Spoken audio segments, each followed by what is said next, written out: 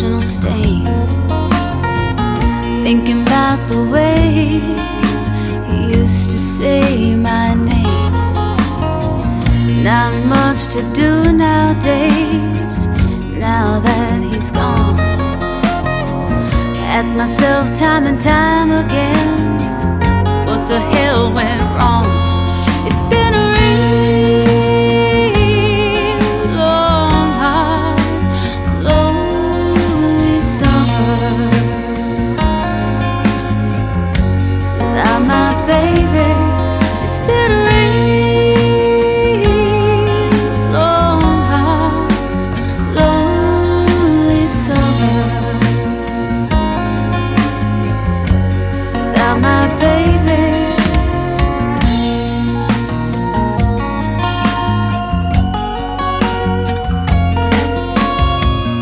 No, it's so sad how time can pass you by.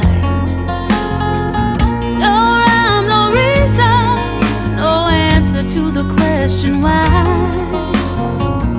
One minute you're holding. Eh bien moi je dis vive l'amour. Et bien évidemment, vive les amoureuses et vive les amoureux. Mais si je dis vive l'amour, je dis aussi vive l'humour. Et donc, vive les humoureuses et vive les humoureux. Voilà, on se retrouve pour un petit exercice d'analyse convexe qui vise à établir une inégalité de convexité, mais cette fois-ci, ce n'est pas une application complètement directe de l'inégalité de convexité ou de concavité. On va revenir un petit peu avant. C'est un exo qui est intéressant, hein, qui est un petit peu plus élaboré. Alors, on veut d'abord établir une propriété générale pour certaines fonctions concaves.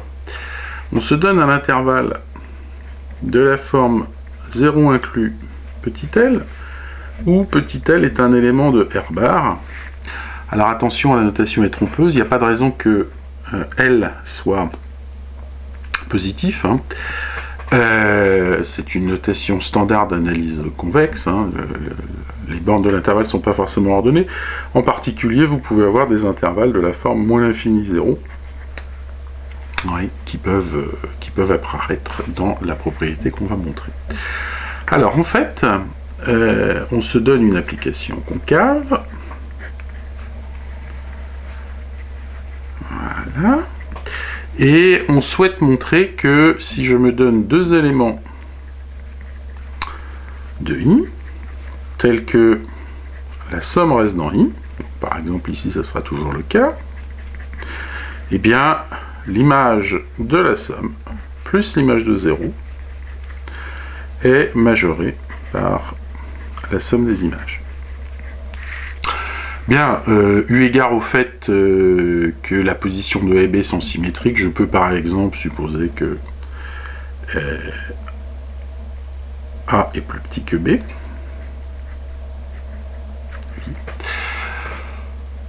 D'accord. Je vais par exemple me placer, je vais supposer que 0 est la borne inf de l'intervalle. Hein.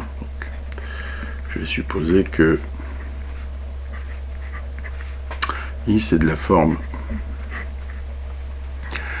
et 0L, avec L strictement positive. Je vous laisse le soin, une fois qu'on aura fait la preuve, de regarder ce qui se passe quand elle est négative. Hein, c'est sensiblement la même chose.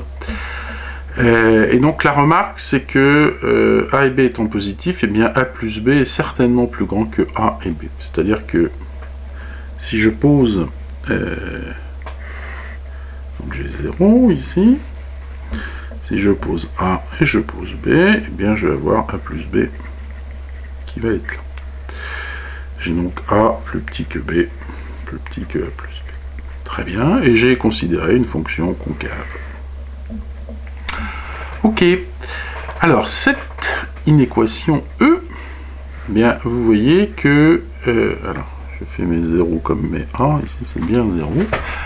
Hein, cette inéquation E, elle équivaut en fait à dire que f de B moins f de 0 est plus grand que f de A plus B moins f de A. Mais j'ai pris le soin de prendre, alors je vais prendre A strictement supérieur à B. Les gars d'égalité ne sont pas très intéressants. Encore que, non, il n'y a pas de raison. A égale B est aussi instructif. Le point, disais-je, c'est que si B égale 0, oui, cette inégalité est triviale. Donc je peux supposer que B est différent de 0. D'accord? Alors pourquoi je fais ça? Parce que ça me donne envie de diviser tout par B. B étant positif, je peux le faire. Oui. Et de réinterpréter cette inéquation E grâce à ça qui représente des taux de variation. Vous voyez que l'intervalle de longueur A plus B, eh bien, il est bien de longueur B. Et alors qu'est-ce que me dit cette inéquation? Bien, il me dit que la pente entre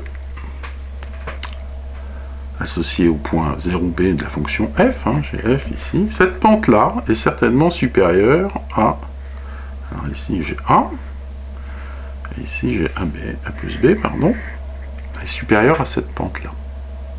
Bien. Alors on va tout simplement appliquer l'inégalité des pentes dans le cas de la concavité.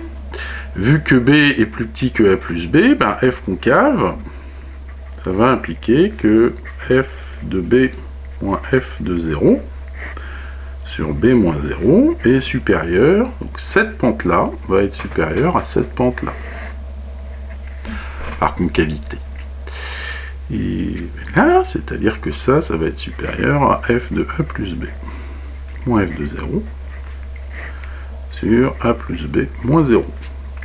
Mais cette pente-là, maintenant, je vais fixer le point A plus B, et bien cette pente-là, toujours par concavité, vu que A est plus grand que 0, elle va être plus petite que... Elle va être plus grande, pardon, excusez-moi, c'est la convexité, voilà, le réflexe. Donc cette pente-là va être plus grande que cette pente-là, celle que je viens de tracer ici. Alors cette pente-là, qu'est-ce que c'est? Eh bien, c'est... plus grande que, c'est pas en A mais en B que je vais le prendre, vu que B est plus grand que 0, ça va être plus grand que f de A plus B moins f de B. Non, c'était bien, excusez-moi, c'était bien cette pente-là. De toute façon, peu importe, le point c'est que A et B sont supérieurs à 0. Donc f de A plus B moins f de A sur A plus B moins A. Ben oui, mais donc ça c'est juste la concavité, mais vous voyez que vous retombez exactement sur ce que vous voulez démontrer. Donc cette inégalité, elle est uniquement conséquence de l'inégalité des pentes pour les fonctions concaves. Voilà. Alors en déduire que si f de 0 est positif, eh bien f est sous-linéaire, si f de 0 est positif, cette quantité va naturellement être supérieure à f de A plus B. Et donc vous en déduisez que si f de 0 est positif, vous avez que quel que soit AB appartient, si A plus B appartient à I, alors f de A plus B est certainement inférieur à f de A plus f de B. Alors, on appelle ça des applications sous-linéaires. Pourquoi? Bien parce que vous remplacez, la linéarité c'est l'égalité, là vous remplacez l'égalité par une inégalité. Voilà, on peut imaginer que surlinéaire, ça serait f de A plus B supérieur à f de A plus f de B. Bien, voilà pour la question 1. Maintenant, on va à la question 2, et on se donne un entier n plus grand que 1, et on se donne un certain nombre d'éléments qui vivent dans 0, 1. 0 exclu et 1 fermé. Bon, et on demande de montrer que la somme des AN plus l'inverse du produit va être plus petit que la somme des inverses plus le produit. On va essayer de comprendre moralement où se situe l'information. A et N, ils sont plus petits que 1, donc ils sont petits. Cette somme-là, ça va être petit. Alors que 1 sur AN, 1 sur AN, ils vont être grands. Ils vont être plus grands que 1, donc cette somme-là va être grande. A l'inverse, le produit ici va être très petit. Oui, donc son inverse va être grand. Donc ici j'ai quelque chose de petit, ici j'ai quelque chose de grand. Ici j'ai quelque chose de grand, et même chose ici, j'ai quelque chose de petit. Alors ce qui est magnifique, c'est que on somme un petit, un grand, un petit, et bien on arrive quand même à l'ordonner. Donc voilà l'idée morale. Alors la suggestion qui vous est faite, c'est de considérer la fonction sh de x.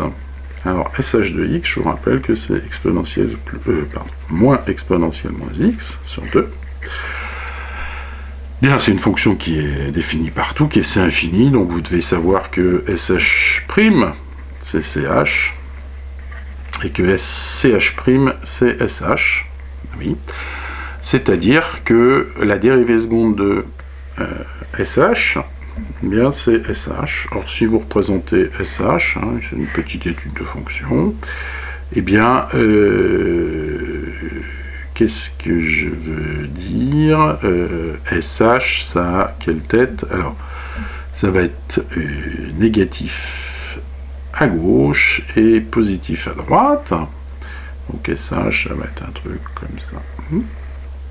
Bon, ben vous en déduisez la chose suivante, c'est que sh étant négatif à gauche, eh bien, donc là on voit que c'est une bijection, enfin je passe, ça c'est de la première année. sh étant négatif à gauche, vous voyez que donc sh de x est négatif pour x inférieur à 0, comme c'est la dérivée seconde, eh bien vous voyez que ça veut dire que sh est concave sur moins l'infini 0. Or, que vaut sh de 0? Eh bien, ça vaut 0 qui est positif. Je peux donc appliquer mon lemme, mon petit 1. Et mon petit 1, il me dit quoi? Il me dit que, quel que soit AB négatif, eh bien, sh de A plus B va certainement être inférieur à sh de A plus sh de B. Et ça, c'est donc une conséquence de la concavité. On l'a montré par la concavité. Bien, bah maintenant, pour établir cette inégalité, il suffit de remarquer que, alors je vais l'appeler E, cette inégalité, bah que E, ça équivaut à dire que... ça équivaut à dire quoi? Eh bien, ça équivaut à dire que... oui, je l'écris comme ça. A1 moins 1 sur A1 plus A2 moins 1 sur A2 plus etc. jusqu'à AN moins 1 sur AN va être inférieur à A1N moins 1 sur. Seulement l'inverse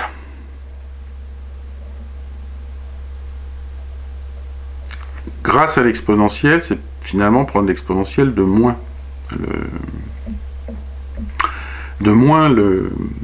l'élément.